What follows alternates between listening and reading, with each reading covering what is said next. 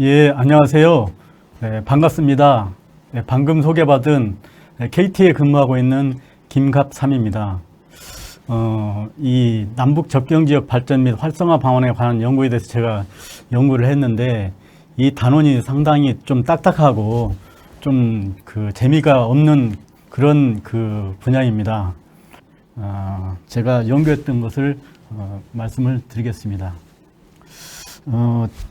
접경 지역에 관한 논문은 그렇게 많이 이렇게 연구한 게 별로 없어가지고 제가 이제 목차를 보시면은 첫째 서론, 이론적 고찰, 연구 설계, 실증 분석, 결론 이렇게 제가 연구를 이렇게 나눠봤습니다. 첫째 연구 배경과 목적을 보시면은 본 연구에서는 남북 경제 발전의 전초기지 역할을 담당할 접경 지역의 발전 및 활성화 방안을 위해 중요 요인을 발췌하여 우선순위를 제시하고 향후 통일 한국을 대비하는 중요한 자료를 제공하는데 그런 연구 목적도 좋습니다. 대륙 여건 변화를 보시면은 세계화로 진전으로 베를린 장벽이 무너지고 세계는 폐쇄된 공간에서 개방적 공간으로 변화가 이루어지고 있습니다.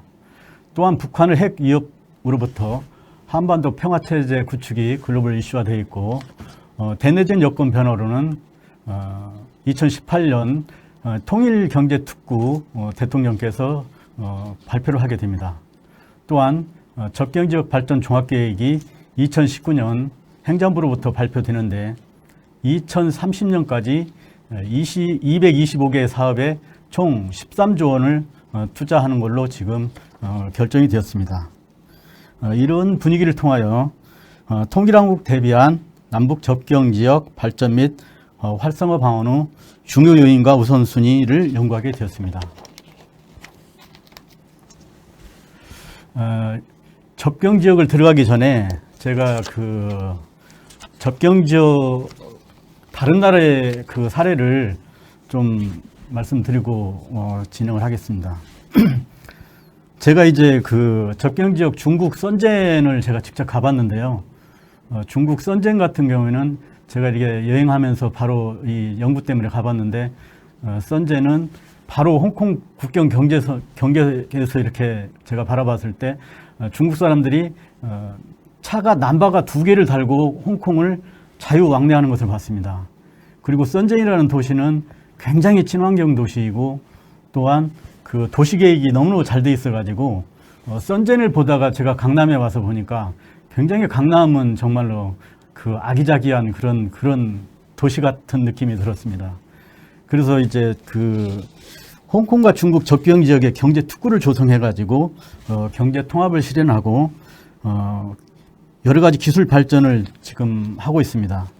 그래서 2009년 홍콩 선젠 간 접경지대 개발에 관한 양국이 각서를 체결하고 접경지대의 특구 중 특구인 자유무역구를 조성해가지고 경제 통합을 추진하고 메트로폴리스를 실현하고 있습니다. 그리고 이제 동독과 서독을 제가 이렇게 또 공부를 해보니까 독일의 통일 과정을 살펴보면은 독일은 접경 지역 지원법을 만들어 가지고 통일 전부터 경제 통합을 추진하여 1971년부터 통일을 대비합니다. 그래서 낙후된 변방 지역으로 고착화되는 것을 막기 위해 노력을 하였습니다. 그래서 국경 인접에 대학을 만들고 이를 통해 젊은 층의 인구 유입 촉진과 고령화 도시의 한계를 극복하게 됩니다. 또한 동독과 서독은 양국이 접경위원회를 만들어 가지고 접경지역 협력을 본격화하여 접경지역을 발전시키고 접경의 도시들은 통일 후 거점 도시로 발전하여 지역경제 활성화에 기여하게 됩니다. 그래서 독일의 통일 전에는 접경지역 개발과 지원을 하고 통일 후에는 생태 역사, 교육 관광호 장으로 활용합니다. 그리고 또 미국과 멕시코의 트윈시티를 제가 또 살펴보니까 미국 샌디에고와 멕시코 티juana, 이 지금 접경 지역으로 샌디에고는 금융, 보험, 증권이 발달하고 티juana는 기계와 전기 분야가 발전을 해가지고 양국이 협력을 통해 접경 지역을 활성화시키고 있습니다. 기타 나라들을 보면은 싱가포르, 말레이시아, 인도네시아가 삼각형 모델이 있고, 북한과 중국의 단둥 신우주 경제특구가 있고, 이스라엘, 요르단, 팔레스타인 등 접경 지역의 경제 협력이 한 예를 보여주고 있습니다. 연구 범위는 제가 2000년도부터 2019년 2월까지 가장 최근 자료를 활용했고요. 접경 지역의 지역적 범위는 3개 시도에 걸쳐 있는 15개 시군이 접경 지역으로 현재 지정이 되어 있습니다. 법적으로 지정이 되어 있습니다. 그래서 인천광역시에 2곳, 경기도에 7곳, 강원도에 6곳 해가지고 15개 시군의 접경 지역이 구성이 되어 있습니다. 오른쪽에 이게 접경 지역 표시인데요. 접경 지역을 가만히 보시면 너무도 안타까운 게 많이 보입니다. 이게 지금 위에 거 보면은 그 토끼처럼 생긴 이 한반도가 있는데 그 허리 쪽에 딱 이게 잘라진 모습입니다. 그래서 이 한반도지만 제가 생각할 때는 이게 토지로 말하자면은 맹지에 불과합니다. 그 맹지라는 것은 눈이 없는 토지라는 얘기죠. 눈이 없다 보니까 남측에서 남한으로 봤을 때는 그 역할을 제대로 할 수가 없습니다. 그래서 맹지의 토지 가치는 돌에 붙어 있는 토지의 3분의 1 가치밖에 가치를 발휘할 수가 없습니다. 그래서 이 맹지를 예를 들어서 돌을 붙여야 되는데, 돌을 붙여야 되는 것은 결국은 이 접경 지역을 열어가지고 결국은 소련을 통해서 유럽까지 갈 수 있는 그런 걸 만들어야 되는데, 지금 현재 그게 이루어지지 않아가지고 남한의 토지의 가치를 제대로 발휘하지 못하고 있는 그런 실정입니다. 그래서 이제 이 남한은 제가 봤을 때는 이게 섬입니다. 섬은 예를 들어서 교통이 그 해상과 공중밖에 안 되지 않습니까? 육로를 갖다가 이렇게 터야 되는데 결국은 우리 남한 쪽은 육로를 통할 수가 없어가지고 남한 땅으로서는 현재 가치를 제대로 발휘하지 못하고 있는 실정입니다. 그래서 이제 저희가 이제 그 섬들을 보시면은 섬들이 연육화됨으로 인해서 토지의 가치가 5배, 10배 이렇게 토지 가치가 올라갑니다. 그래서 이 접경 지역이 이렇게 막고 있어가지고 남한의 토지가 가치를 발휘하지 못하고 있는 것에 대해서 저도 좀 많이 안타깝고 그렇습니다. 양쪽 통계 분석입니다. 저희가 이제 그 학술 논문과 박사 본논문을 이렇게 두 가지를 했는데, HP를 통해서 학술 논문을 했고, 박사 논문은 다중회귀 분석에 의해서 이렇게 SSPS 통계 분석을 하였습니다.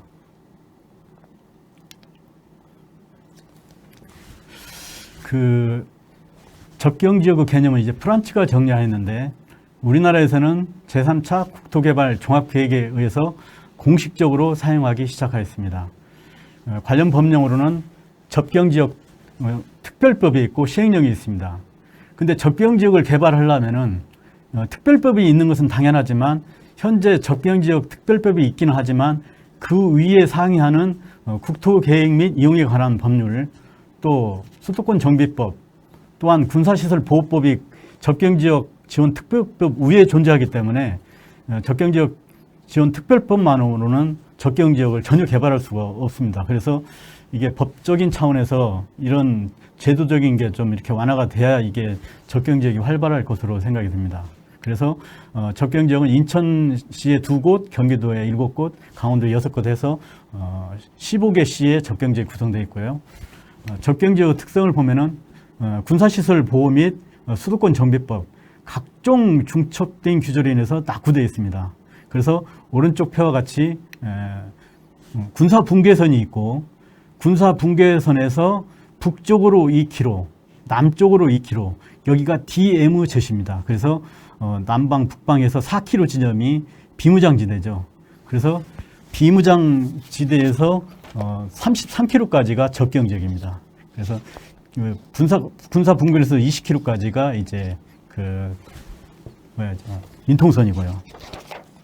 그래서 접경지역은 법에 이렇게 규정이 되어 있습니다.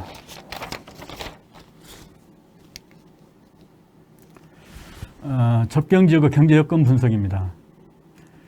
접경지역 15개 시군의 재정 자립도는 평균보다 훨씬 낮은 10에서 40%대 수준이고, 산업 구조는 1차 산업은 전국 평균보다 좀 높으나 제조업은 전국 평균보다 굉장히 낮습니다. 그래서 접경지역이 좀 낙후된 것을 보이고 있습니다. 선행연구 검토입니다. 접경지역에 관한 연구는 비무장지대를 중심으로 환경보존과 또한 국경이 아닌 접촉지역으로 인식한 연구, 또한 외국어 접경지역에 대한 연구, 이런 게 대부분이고, 이 중 접경지역의 지역개발에 관한 연구가 가장 많이 이루어지고 있습니다. 본 연구 차별성입니다. 차별화 요소는 AH 분석과 또한 다중위기 분석을 하였고, 또한 부동산 최유의 측면에서 실제 실용 가능한 공간 활용 방안을 제시했고, 또 전문가를 통해서 인터뷰를 통해 사전에 측정 항목 설정 후 설문조사를 진행하였습니다. H 분석 개념 및 특정을 보시면은 이건 좀 전문 용어이기 때문에 제가 그냥 읽고 넘어가겠습니다. H 분석 절차를 보시면은 계층 구조와 쌍대 비교, 가중치, 일관성 결정, 최종 의사 결정 이렇게 되어 있고요. 다중위기 분석은 설문지를 구성해서 설문을 조사하고 상관관계를 분석을 하였습니다. 설문지 구성을 보면은 대분류 2개와 소분류 5개, 소분류, 중분류 5개와 소분류 14개로 이렇게 했습니다.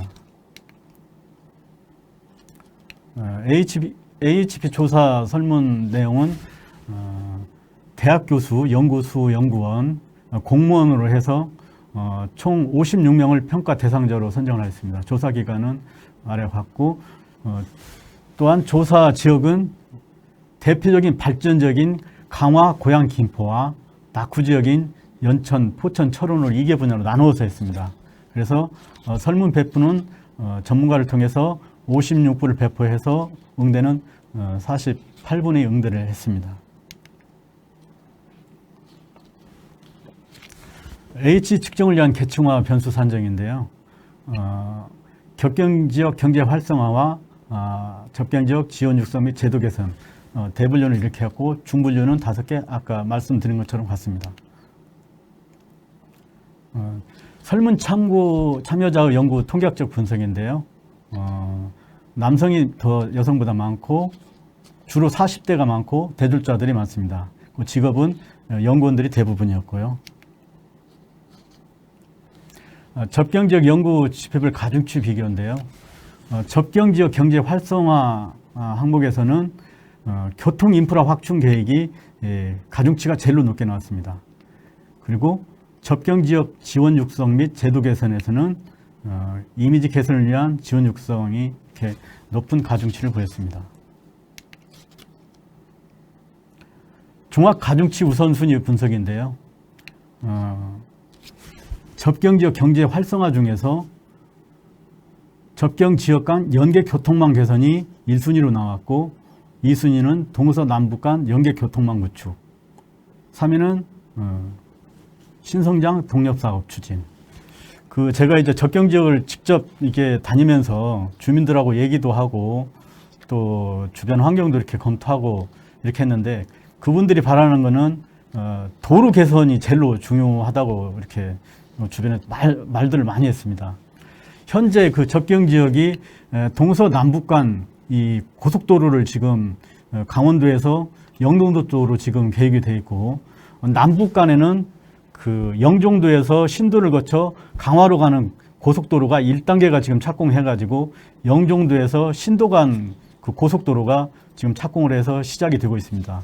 그래서 남북으로 이렇게 뻗고 동서로 뻗는 그래서 교통망을 갖다가 1차적으로 지금 정부에서는 지금 추진하고 있습니다. 접경지역 주민들도 교통망이 제일로 시급하다. 교통망을 좀 개선을 해달라. 이렇게 설문을 해보니까 그런 게 제일로 많이 나왔습니다.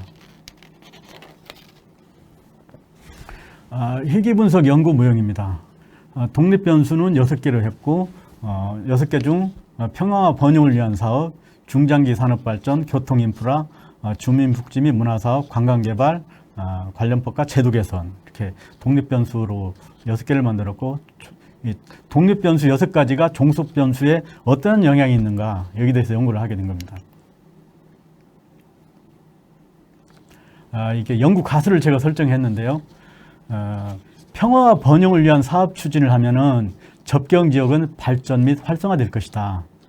두 번째, 산업발전, 교통인프라, 주민복지 및 문화행사, 관광개발, 제도 개선을 하면은 접경 지역은 발전 및 활성화될 것이다 해서 연구 가설을 만들었습니다. 그래서 일반인을 대상으로 설문조사를 했는데요. 조사 대상은 20세 이상 70세 미만으로 일반인으로 했습니다. 조사 방법은 제가 접경 지역을 다니면서 직접 설문조사를 하였고요. 3주간 총 21일을 제가 그 마을 이장이라든가 또 동네 분들 다 만나가면서 일일이 제가 설문조사를 한번 해봤습니다. 그래서 경기권의 고양, 김포, 파주와 강원권의 고성, 양구, 철원 등 6개 지방자치단체를 다니면서 설문조사를 제가 직접 해봤습니다. 그래서 900부를 대상자로 선정하고 균등하게 표본을 구축을 했습니다. 설문 구성 항목은 51개의 문항으로 해가지고 설문을 제가 직접 받았습니다. 변수 산정 이론적 근거는 독립변수 6개와 종속변수 1개 해가지고 선행 연구를 모조리 다 제가 조사를 했습니다. 통계 분석 방법은 회계 분석인 패스 22를 적용했고요. 교차 분석 또한 T 검정, 분산 분석, 또 회계 분석, 그리고 마지막에 다중 회계 분석을 실시해서 통계 자료를 냈습니다. 실증 분석입니다. 첫째, 표본의 일반적 인구 통계학적 특성을 제가 분석을 했고요. 타당성 및 신뢰도 분석을 했고, 연구 모형 및 갓을 검증했습니다. 그리고 연구 대상자 특성별 차이를 분석했습니다.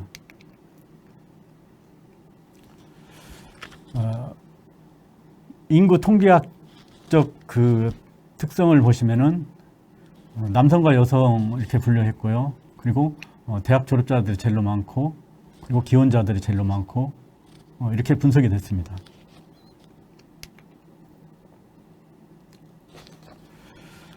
탐색적 요인 분석을 했는데, 독립변수에 대한 KM 값이 0.831로 나와가지고 0.8이 넘으면은 설문에 적합성이 있다.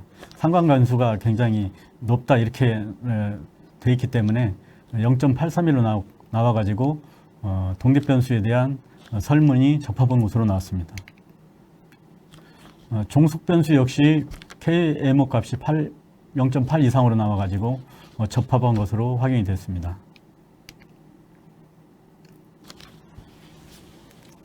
신뢰도 분석 역시 클룸바 알파 값이 0.6 이상으로 나와가지고 신뢰성이 높은 것으로 확인이 됐습니다.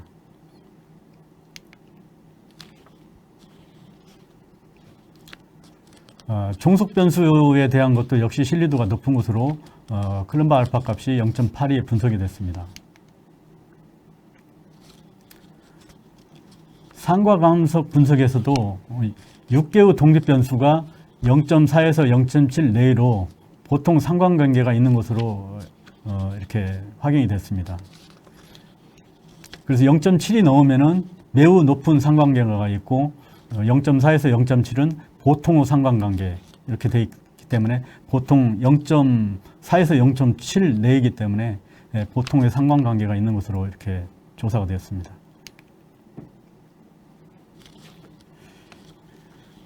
다중회계 분석을 통해서 검증한 결과 6가지 가설이 모두 채택되었는데 교통 인프라 확충이 통일 대비 접경지역 발전 및 활성화에 가장 긍정적인 영향을 미치는 것으로 분석이 됐습니다.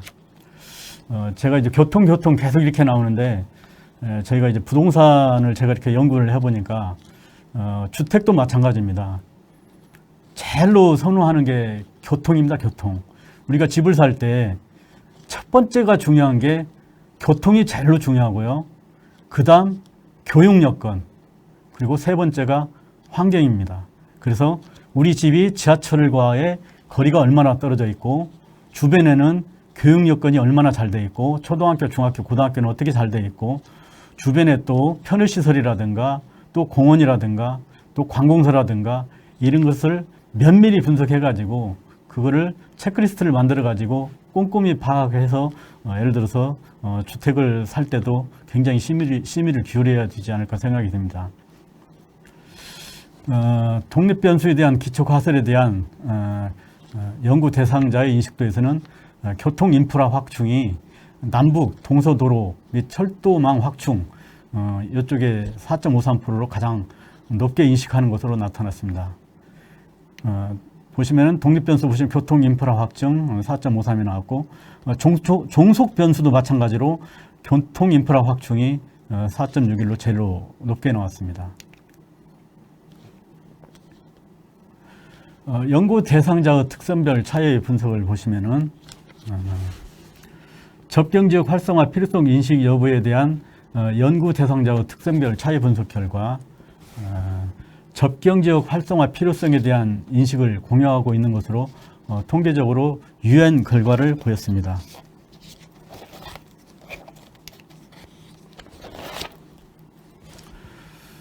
접경지역 이미지에 대한 연구 대상자 특성별 차이 분석 결과를 보시면은 남성의 경우 66%, 여성의 60%가 통일을 위한 준비 공간을 접경지역 대표 이미지로 인식이 됐습니다. 연령별 특성에서는 20대는 통일을 위한 준비 공간, 30대는 남북 분단을 상징하는 공간, 40대 이상에서는 군사적 위협 공간으로 인식되었고, 강원도 지역 거주자의 86%가 접근하기 힘든 공간, 도심과 떨어진 공간으로 인식하고 있고, 반면에 이제 인천하고 경기도는 거주자의 85%가 통일을 위한 준비 공간과 남북 분단을 상징하는 공간, 이렇게 지금 인식차를 보이고 있습니다.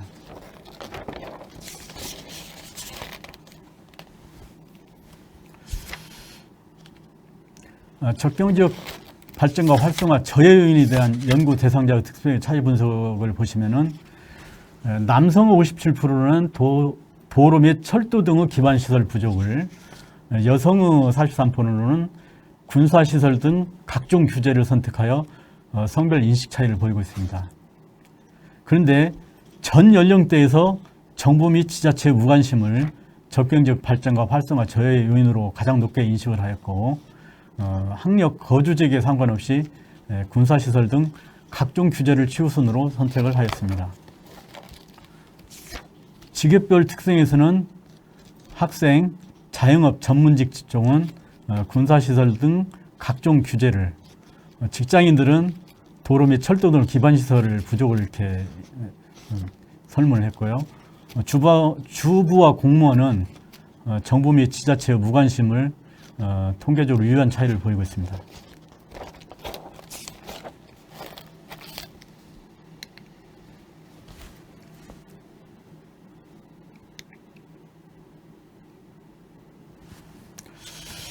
결론을 보시면은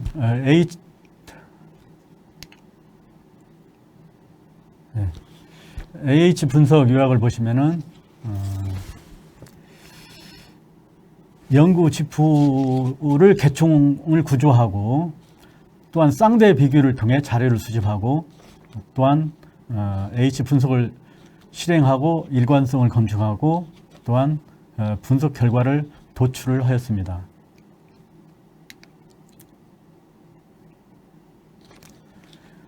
일반인을 대상으로 한 희귀 분석 요약인데요. 첫째, 연구 무효 및 가설을 설정하고, 또한 실전 분석 데이터를 구축하고, 기초 통계량을 분석하고, 최종 결과를 도출을 하였습니다.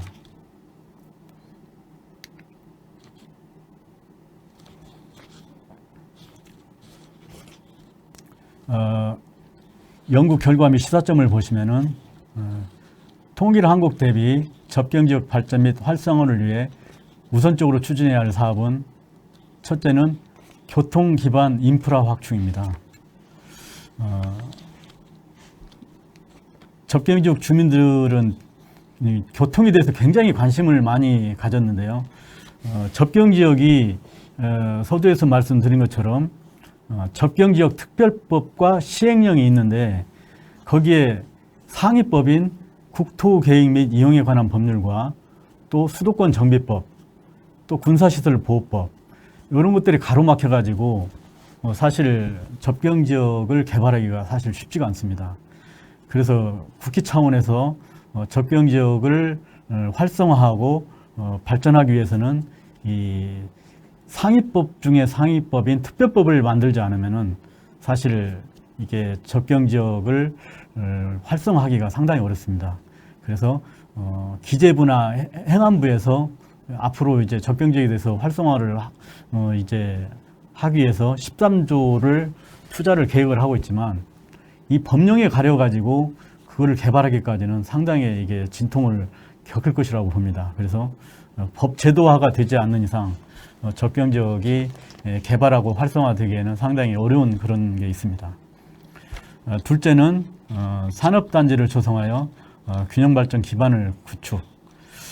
제가 이제 접경지역을 이렇게 연구하면서 좀 아쉬웠던 게 독일과 동독과 서독의 통일에서 이렇게 보듯이 동독과 서독은 71년부터 서로 자기네들의 머리를 맞대고 진짜 그 접경지역을 개발하기 위해서 서로가 접경위원회를 만들어 가지고 접경지역을 굉장히 활성화시키고 또한 연구소라든가 대학이라든가 이런 걸 거기에 접경지역에 설치해 가지고 굉장히 접경지역을 활성화시켰는데 저희 같은 경우에는 지금 남과 북이 예를 들어서 회담도 하고 해가지고 2018년도에는 좋은 분위기로 이렇게 가가지고 제가 그때 논문을 쓰고 있었을 때인데 굉장히 저도 그 가슴이 설레었습니다.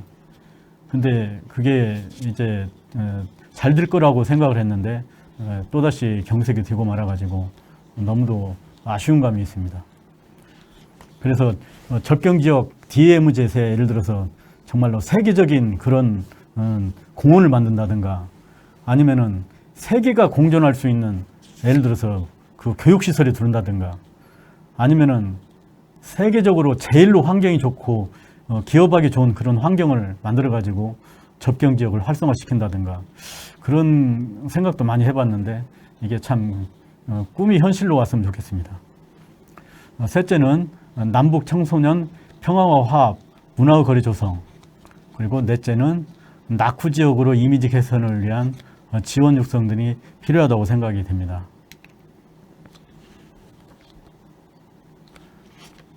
시사점을 보시면은 첫째, 접경지역의 발전은 특정 지역만의 발전이 아니라 무엇보다도 접경지역 발전과 활성화 방향은 이제 분단을 극복하고 통일로 가는 남북 이질성을 해소하고 남북 사이의 교류 협력의 핵심이 되어야 할 것이라고 생각합니다.